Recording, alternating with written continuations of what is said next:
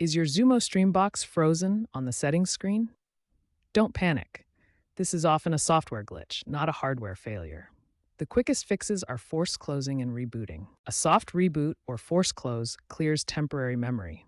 To do this, hold the power button on your remote or the box itself for 10 to 15 seconds until the screen goes blank. If that doesn't work, try a hard reboot or power cycle.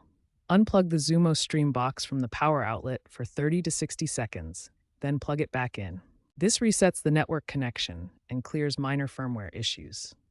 These methods should resolve most freezes by mimicking a clean OS boot. If rebooting doesn't solve the problem, a factory reset is your last resort. Only do this if you have no other options.